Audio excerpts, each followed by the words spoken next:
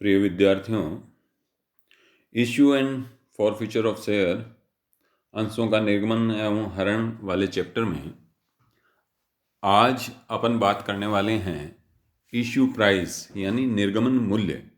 अंश का निर्गमन मूल्य कितने प्रकार का हो सकता है और किस किस मूल्य पर कंपनी अपने अंश का निर्गमन कर सकती है। महत्वपूर्ण चीज सीखने वाले हैं अकाउंटिंग फॉर शेयर इशू।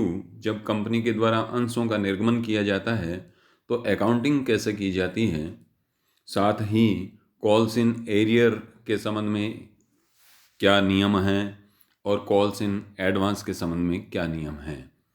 तो हम बात कर रहे थे इश्यू प्राइस। सबसे पहले निर्गमन मूल्य कंपनी के अंश का एक होता है अंकित मूल्य जिसको कहते हैं हम फेस वैल्यू, और एक होता है निर्गमन मूल्य जिसको कहते हैं इशू प्राइस। तो अंश जो जितने रुपए का होता है, जितना रुपया अंश प्रमाण पत्र पर छपा होता है, वो तो कहलाता है अंश का फेस वैल्यू। फेस वैल्यू यानी अंकित मूल्य। अंकित मूल्य हमेशा कंपनी के अंश का फिक्स होता है, उसमें कभी कोई बदलाव नहीं होता। जैसे 10 रुपए वाले अंश हैं, 100 रुपए वाले अंश हैं, 50 रुपए वाले अंश हैं। कंपनी के द्वारा जब कभी भी पूंजी की गणना की जाती है तो फेस वैल्यू के आधार पर की जाती है, और कंपनी के द्वारा कभी भी जब भी लाभांश दिया जाता है तो अंकित मूल्य के आधार पर ही दिया जाता है। दूसरा होता है निर्गमन मूल्य। इस निर्गमन मूल्य की अपन बात कर रहे हैं कि जिस मूल्य पर कंपनी अपने अंशों का निर्गमन करती है वो अंश का निर्गमन मूल्य कहलाता है। ये निर्गमन मूल्य 3 प्रकार का हो सकता है: सम मूल्य पर निर्गमन, प्रीमियम पर निर्गमन और बट्टे पर निर्गमन। सम मूल्य पर निर्गमन का तात्पर्य है कि अंकित मूल्य और निर्गमन मूल्य दोनों बराबर बराबर होते हैं। जब अंकित मूल्य और निर्गमन मूल्य दोनों बराबर हों तो ऐसा कहा जाता है कि सम मूल्य पर निर्गमन किया गया है। प्रीमियम पर निर्गमन का तात्पर्य होता है अंकित मूल्य की अपेक्षा निर्गमन मूल्य अधिक होता है। जैसे 10 रुपए वाला अंश है और 15 रुपए में कंपनी इशू करती है तो ये 5 रुपए प्रीमियम की राशि है, और ये जो अधिक राशि 5 रुपए मिल रही है वह आधी की राशि प्रीमियम कहलाती है, और प्रीमियम कंपनी के लिए पूंजीगत लाभ होता है। तीसरे प्रकार का निर्गमन होता है बट्टे पर निर्गमन, इशू एट डिस्काउंट। बट्टे पर निर्गमन का तात्पर्य हुआ अंकित मूल्य की अपेक्षा निर्गमन मूल्य कम होता है। निर्गमन मूल्य कम होता है तो बट्टे पर निर्गमन कहलाता है, निर्गमन मूल्य अधिक होता है तो प्रीमियम पर निर्गमन कहलाता है, और निर्गमन मूल्य अंकित मूल्य के बराबर होता है तो सम मूल्य पर निर्गमन कहलाता है। कमी की राशि बट्टे पर यदि निर्गमन करें तो जितना कम मूल्य पर निर्गमन करती है, जैसे 10 रुपए वाला अंश है, 8 रुपए पर कंपनी निर्गमित कर रही है तो 2 रुपए कम हो गया, और ये कमी की राशि बट्टा है तो ये कमी की राशि कंपनी के लिए पूंजीगत हानि होती है। लेकिन खास बात वर्तमान के लिए यह है कि कंपनी अधिनियम 2013 के अनुसार कोई भी कंपनी अपने अंशों का बट्टे पर निर्गमन नहीं कर सकती है। ये केवल सैद्धांतिक तौर से सीखने और समझने के उद्देश्य से बट्टे पर निर्गमन रहा है। वास्तव में कोई भी कंपनी अपने अंशों का बट्टे पर निर्गमन नहीं कर सकती है। केवल स्वेट इक्विटी अंश आगे अपन पढ़ेंगे क्या होते हैं। तो स्वेट इक्विटी अंश ही बट्टे पर निर्गमित किए जा सकते हैं। तो ये निर्गमन मूल्य की बात। अब अपन बात करने वाले हैं अंशों के निर्गमन पर लेखांकन, अकाउंटिंग फॉर शेयर इशू। जब भी कंपनी शेयर इशू करती है तो उसका लेखांकन, अकाउंटिंग एंट्रीज किस प्रकार से की जाती है, तो आइए देखते हैं। अंश निर्गमन पर लेखांकन करने के लिए जो लेखांकन के सामान्य नियम हैं, एक क्लास में अपन ने पहले सीखे थे, और सामान्य नियम में बहुत महत्वपूर्ण नियम अपन जानते हैं। आप याद रख लें, महत्वपूर्ण नियम यह है कि जब कभी भी रुपया प्राप्त होता है तो बैंक अकाउंट डेबिट, और जब कभी भी रुपया भुगतान किया जाता है तो बैंक अकाउंट को क्रेडिट किया जाता है। यह बैंक का नियम पक्का याद रखें। तो सबसे पहली एंट्री, प्रार्थना पत्र के साथ धनराशि प्राप्त होने पर, प्रार्थना पत्र के साथ धनराशि प्राप्त होने पर तो कंपनी को चूंकि रुपया प्राप्त हो रहा है इसलिए बैंक अकाउंट डेबिट। और हमने निर्गमन की प्रक्रिया में यह सीखा था कि अभी कंपनी के पास अंशों का पैसा आ रहा है, लेकिन कंपनी ने अंशों का बंटन नहीं किया है, अंश निर्गमन नहीं किए हैं, इसलिए ये शेयर अकाउंट में जमा नहीं होता है, बल्कि इसके लिए एक अलग खाता खोला जाता है और वो अलग सेपरेट अकाउंट कहलाता है, शेयर एप्लीकेशन। तो बैंक अकाउंट के साथ एंट्री को कंप्लीट करने के लिए टू शेयर एप्लीकेशन अकाउंट। तो एंट्री क्या बनेगी, प्रार्थना पत्र के साथ धनराशि प्राप्त होने पर प्रविष्टि होती है bank account debit to share application account. इस एंट्री के लिए अमाउंट कौन सी लिखते हैं, अमाउंट की गणना कैसे करते हैं, ये महत्वपूर्ण है। याद रखना है कि ये जो पहली एंट्री है, इस पहली एंट्री के लिए नंबर ऑफ एप्लीकेशन रिसीव्ड यानी प्रार्थना पत्रों की संख्या जो कंपनी को प्राप्त हुए इनटू पर एप्लीकेशन अमाउंट, एक आवेदन पत्र के साथ कितना रुपया आ रहा है और आवेदन पत्र कितने आ रहे हैं। यहाँ पर अंशों की संख्या कहीं महत्वपूर्ण नहीं है, अंशों की संख्या का ध्यान नहीं रखना है। दूसरी प्रविष्टि, 2 नंबर एंट्री जो अपन करते हैं वो बंटन की तिथि को, पहली एंट्री कब कर रहे थे, प्रार्थना पत्र प्राप्त होने की तिथि को, दूसरी एंट्री और तीसरी एंट्री बंटन की तिथि को कर रहे हैं। बंटन की तिथि को 2 काम करने होते हैं, एक आवेदन राशि का हस्तांतरण यानी ट्रांसफर करना, और दूसरा बंटन राशि को देय करना। आवेदन राशि का हस्तांतरण क्यों करना होता है, क्योंकि जब पैसा प्राप्त हुआ तो एप्लीकेशन अकाउंट में प्राप्त हुआ था। अब एप्लीकेशन अकाउंट को बंद करके और कैपिटल अकाउंट में ट्रांसफर करना है, क्योंकि कंपनी अब अंशों का बंटन कर रही है, यानी अंश दे रही है। जिस व्यक्ति ने प्रार्थना पत्र दिया था उस व्यक्ति को कंपनी के द्वारा अंश दे दिए गए, तो वो आवेदन की राशि अब कैपिटल की राशि बन जाती है। तो देखिए, प्राप्त होते समय एप्लीकेशन अकाउंट को क्रेडिट किया था, तो अब ट्रांसफर करते समय एप्लीकेशन अकाउंट को वापस डेबिट करना है। तो एंट्री बन गई share application account debit to equity share capital account, या प्रेफरेंस शेयर कैपिटल अकाउंट, या डिबेंचर अकाउंट। राशि कौन सी आएगी, शेयर इश्यूड। शेयर इश्यूड यानी कितने कंपनी ने अंश निर्गमित किए हैं इनटू पर शेयर एप्लीकेशन अमाउंट। अब इन दोनों अमाउंट में डिफरेंस हो सकता है कि पहली एंट्री की थी नंबर ऑफ एप्लीकेशन की सहायता से और दूसरी एंट्री कर रहे हैं शेयर इश्यूड की सहायता से। यदि एप्लीकेशन की राशि ज़्यादा है, एप्लीकेशन की संख्या ज़्यादा है, तो यहाँ एप्लीकेशन अकाउंट में कुछ राशि बची हुई रहेगी, और बची हुई राशि को कंपनी अक्सर अलॉटमेंट पर एडजस्ट कर लेती है। तो यदि कंपनी अधिक राशि को बंटन के समय पर काम में ले रही है तो इस एंट्री में कर देते हैं to share allotment account. Allotment बंटन पर समायोजन जितनी राशि का किया। और to bank account, bank account यहाँ क्रेडिट हो रहा है, और अभी अपन ने बात की थी बैंक अकाउंट क्रेडिट कब होता है, जब रुपया भुगतान किया जाता है। तो टू बैंक यानी भुगतान करने पर, किसको भुगतान, कि जिन लोगों ने आवेदन पत्र दिए थे और उन लोगों को कोई अंश यदि कंपनी नहीं दे रही है तो आधिक्य अथवा कोई अंश का बंटन नहीं होने पर यदि रिफंड किया जाए यानी आवेदन राशि वापस लौटाई जाए तो टू बैंक अकाउंट होता है। इस तरीके से ये आवेदन खाता यहाँ पर सामान्यतया बंद हो जाता है। दूसरी एंट्री करते हैं यहाँ अपन बंटन की तिथि को, दूसरी एंट्री बंटन राशि ड्यू दे करने पर। तो शेयर अलॉटमेंट अकाउंट डेबिट और 2 इक्विटी शेयर कैपिटल अकाउंट। राशि की गणना करेंगे शेयर इश्यूड इनटू पर शेयर अलॉटमेंट अमाउंट की सहायता से।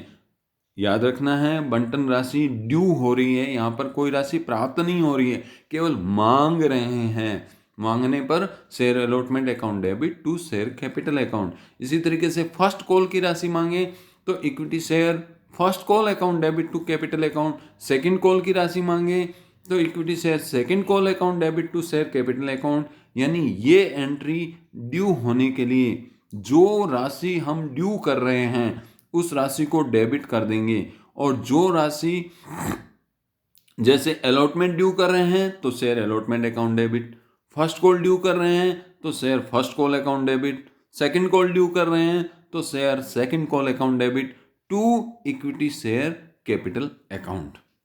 अब जब बंटन राशि प्राप्त होती है तो बंटन राशि प्राप्त होने की तिथि को, डेट को हम तीसरी एंट्री करते हैं, bank account debit to share allotment account. राशि प्राप्त हो रही है इसलिए बैंक अकाउंट डेबिट।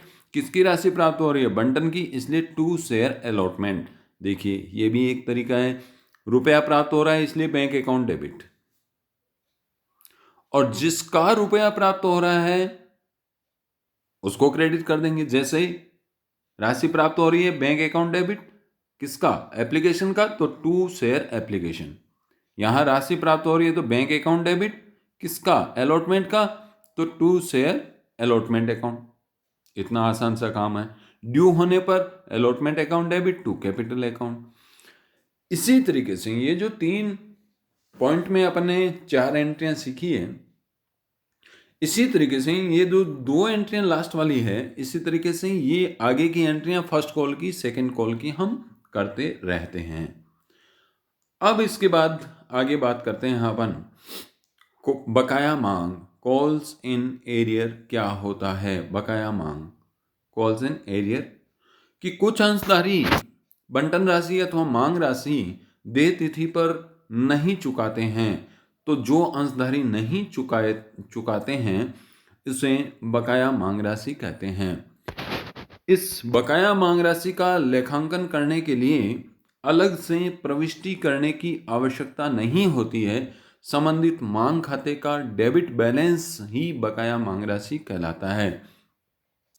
यदि बकाया मांग हेतु अलग से प्रविष्टि करनी हो तो calls in arrear account debit to allotment या टू कॉल, जो भी मांग बकाया रहती है, अलॉटमेंट की राशि बकाया है तो to share allotment, first call की राशि बकाया है तो to share first call account के तरीके से एंट्री कर सकते हैं। देखिए बकाया मांग, अभी हमें पैसा प्राप्त करना है, प्राप्त हुआ नहीं है, प्राप्त करना है, इसलिए कॉल्स इन एरियर अकाउंट को डेबिट करते हैं।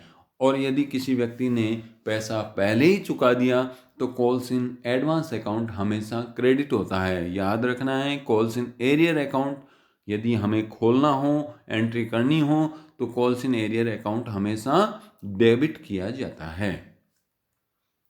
यदि कंपनी अनुसूची फर्स्ट की टेबल एफ को अपनाती है तो बकाया मांग पर 10% वार्षिक ब्याज भी वसूल कर सकती है। ये ब्याज कंपनी को प्राप्त होगा, इसलिए कंपनी के लिए इनकम होती है। ब्याज की गणना, महत्वपूर्ण बात है, ब्याज की गणना भुगतान की नियत तिथि से भुगतान की वास्तविक तिथि तक की अवधि के लिए की जाती है। ब्याज की दर 10% वार्षिक है, लेकिन कितने समय का ब्याज हम कैलकुलेट करेंगे? एक तो भुगतान करने की तिथि, और दूसरा जिस डेट को वास्तव में ये बकाया मांग भुगतान की जा रही है तब तक का ब्याज लगेगा। और ब्याज के लिए एंट्री करेंगे, ब्याज प्राप्त होने पर bank account debit to interest on calls in arrear, और ये ब्याज जो प्राप्त हो गया कंपनी के लिए इनकम है, और इनकम है इसलिए वर्ष के अंत में इसे लाभ हानि खाते में ट्रांसफर कर देते हैं interest on calls in arrear account debit to profit and loss account के तरीके से। एक महत्वपूर्ण बात बकाया मांग के संबंध में कि चिट्ठे में इसे कैसे दिखाते हैं, बैलेंस शीट में कैसे दिखाते हैं। यदि बैलेंस शीट बनाने की डेट तक बकाया मांग राशि पड़ी हुई है, बकाया मांग राशि शेष है, तो ऐसी बकाया मांग को कॉल्ड अप कैपिटल में से घटा करके दिखाया जाता है। और यदि बैलेंस शीट बनाने की डेट से पहले बकाया मांग का भुगतान हो चुका है तो फिर इस बकाया मांग को, चूंकि बकाया मांग है ही नहीं, इसलिए इसे बैलेंस शीट में कहीं भी नहीं दिखाते हैं। अब याद ये रखना है कि आपके सामने यदि प्रश्न आए बकाया मांग से संबंधित तो ये सारी बात बकाया मांग की आपको समझानी है। क्या समझाना है कि बकाया मांग कहते किसे हैं, बकाया मांग के लिए लेखांकन कैसे किया जाता है, बकाया मांग पर ब्याज से संबंधित क्या प्रावधान है और बकाया मांग को चिट्ठे में कैसे दिखाया जाता है। ये सारी बातें बकाया मांग के संबंध में।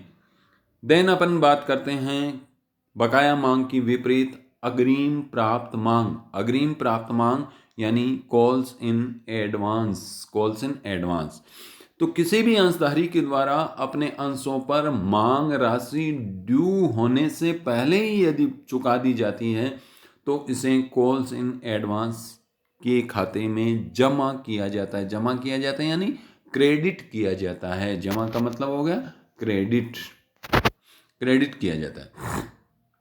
प्राप्त होने पर bank account debit to calls in advance, और सब संबंधित मांग ड्यू हो जाए, संबंधित मांग ड्यू होने पर इसको एडजस्ट करते हैं calls in advance account debit to share allotment या टू शेयर कॉल्स अकाउंट।